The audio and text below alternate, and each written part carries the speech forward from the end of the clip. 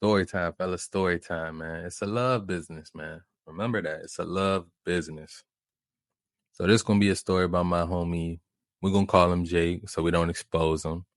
It was his first time in Cartagena, Colombia. He met a nice looking chick. He met a very nice looking chick, but he ended up making a few costly mistakes, man. Made a few costly mistakes. And I'm here, relay this information to entertain y'all also, but also give y'all a game. So y'all don't let this happen to yourselves, man. I don't want y'all going to these places and having bad experiences because you wasn't given the right game. So let's get right into it, man. Let's get right into it, man. It's our first night in Colombia. You know, you ever been there, you already know it's a lot of distractions, a lot of shiny object syndrome, a lot of curvy women, a lot of beautiful women. And it's nighttime, they're gonna be stepping, they trying to put their best foot forward. One of our homies, he was already communicating with a girl from there before we even got there. And so that was gonna be like our first move. We was gonna link up with them, go to one of the nice spots. We went to that rooftop bar. We was gonna have a good time, man. We was gonna have a good time. So one of the girls, mind you, it's three of them, it's four of us. Me, Jake, two other guys, and the girl that one of our homie was talking to, and two of her friends. But as soon as we meet with them in El Centro. Of course, they all dressed up, they looking nice and stuff like that. But one of them, she's on my homie Jake. She's on him like hard. We're gonna call her Tia. So Tia, she's a nice looking Colombian girl, tatted, a little bit young, a lot of energy for sure. We get to the night spot. Now, in the night spot, of course, there's gonna be a lot of other girls there. It's a lot going on. It was packed, so we only even got in there because we were walking with girls and we were gonna get a table and stuff like that. We get to the table. I buy us a bottle. It was a bottle of Patron for like $150. It's like 400, 500 in Miami, so I wasn't tripping about it. We got like a few free chasers with it and stuff like that. But while I'm doing all that, Tia is on my man Jake on the corner of the couch. She's twerking on him. I can tell he's dual translate, talking back and forth to her. Next thing you know, he tells me that, actually our waiter says that the girls want hookah. And I'm like, I look at the rest of the guys. I'm like, shit, we don't even smoke hookah. Why are we going to buy hookah? And saying, yeah, so I think she was a little put off by that, by the fact that we didn't buy her hookah. She was a little bit mad about that. But she did drink probably most of my bottle. I'm not gonna lie. She was pouring up. One of the girls didn't drink, and another girl was drinking, and like the third one was drinking. Then they had like another friend that I guess another girl in there that they knew, and she came, and everybody was passing around my bottle for real, for real. So the cigar guy comes around. He's asking us like, actually, we saw the cigar guy downstairs. I asked our waiter, did he have some? He's like, nah, but I can go get a guy. So he brings the guy up. We negotiated a good price. Mind you, we don't even smoke. We just wanted a cigar because when in Rome, right? So we got the Colombian cigar. Probably was fake. We don't even know. But we buy that, and the girl sees us trying to puff that, Tia, and she tells Jake that she's like, oh, y'all got that. Y'all might as well got hookah.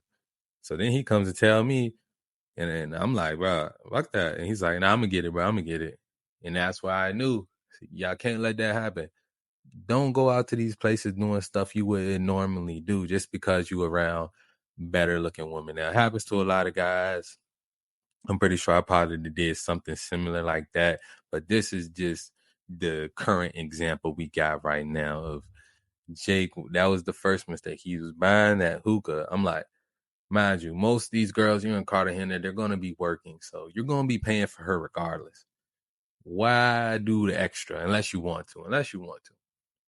And I could suppose he's doing it for the experience. So he gets the hookah. The girls, they hype. They dance into all of the hip hop songs, know all the words to those songs, but don't know a lick of English for real. It's crazy. All the sexy red, they know all the sexy reds. They know Pound Town, but they don't know English. So boom, the spot's closing up. It's I don't even know, probably 1, 2 in the morning. We leaving out. Two of my friends, I could tell that they was gonna get at least 2 of the girls for the night. So we all walking back to the Airbnb. We all walking back to the Airbnb. We get there. Of course, the girls, they touching our beers and other things. They playing music and stuff like that. Jake, I'm not sure how much he spent that night, but it was enough for him to have to walk out and go back to the ATM with her. And it's like she already made him feel her because she was dancing on him all night. You know, she was pushing all those buttons. Those girls, they're professionals. They know exactly what to do to get you in that mode and in that mood and make sure you lit enough to spend as much as possible. And I don't think he regretted what he did spend that first night. I'm not sure what he spent, but I don't think he regretted it. The problem was after that is my boy, he was caught up in the moment. He started catching a little bit of feelings. Not saying it happens to the best of us. And while walking to the ATM, he ends up buying her a flower and stuff like that on the way back. And she was showing it off to the other girls and stuff like that. The real problem came the next day. And for all the pay for play guys, this is one thing I do advise.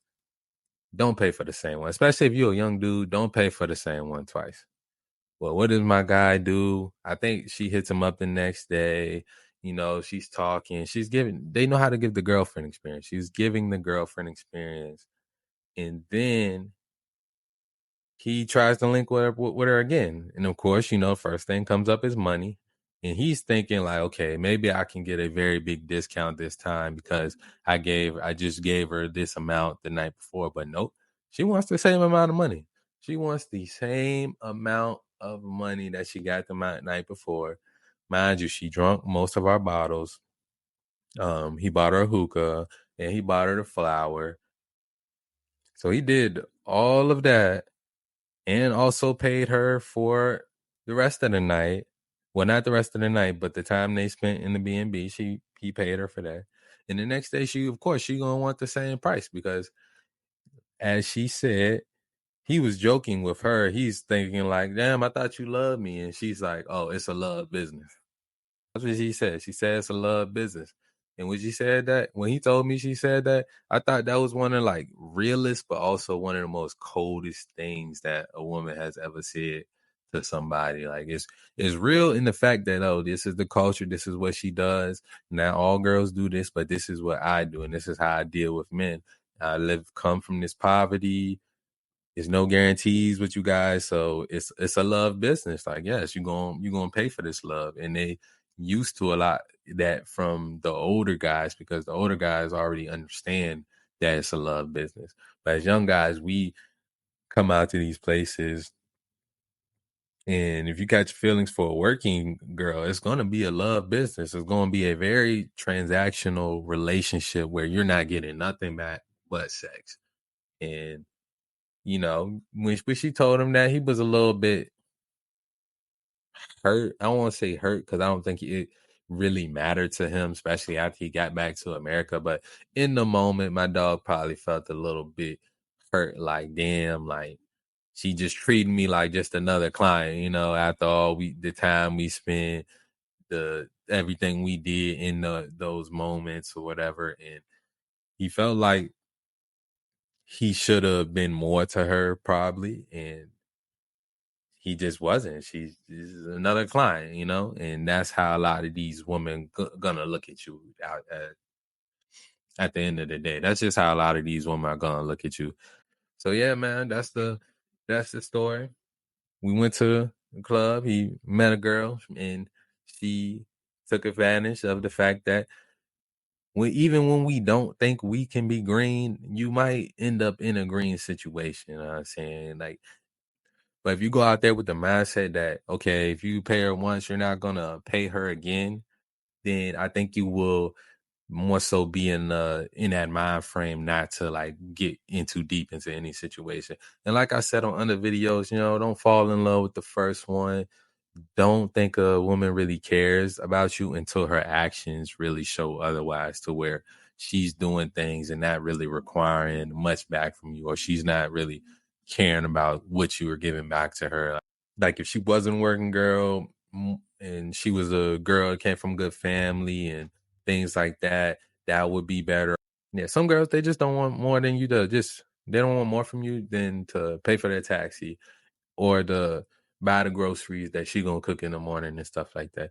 Those are good things. Like if you find a situation like that, then it's worth exploring more. But these working girls, you just gotta watch out because they're professionals. They're gonna give you that girlfriend experience, and if you're lit, it makes it easier for them because it's gonna inhibit your judgment. It's gonna inhibit your judgment. We all know what alcohol does to you. You feel me? My dog definitely learned from that situation. I do think it made him assess these relationships a little bit more. And at the end of the day, it's all meaningless when it comes to just like casual situations. So as men, it's especially a young dude. Like if you're old, like the thing the older guys they've already been through love, or like more than, like in America, they've been through these situations before. So by the time they going out there, they just want to reset. They just trying to do their thing and pack it up and go home. Or sometimes they go looking for love as well. But the older guy's gonna be more, especially if he got a young girl, he's not gonna be tripping if it's a transactional money based relationship, because usually they, what I'm saying, they just want a girl that ain't gonna be yelling back at them. You feel me? Like, comment, share, subscribe, though, man. If y'all want me to cover any other topics, man, let me know. Hit me up, comments, or DM, IG, or Twitter. Also, if you do DM me, follow me, because sometimes I don't be seeing that right away. But yeah, man, y'all hit me up, talk to me. Y'all got any other subjects you want me to cover, comment that down below. Anything else? Not right now. Love y'all. I'm out.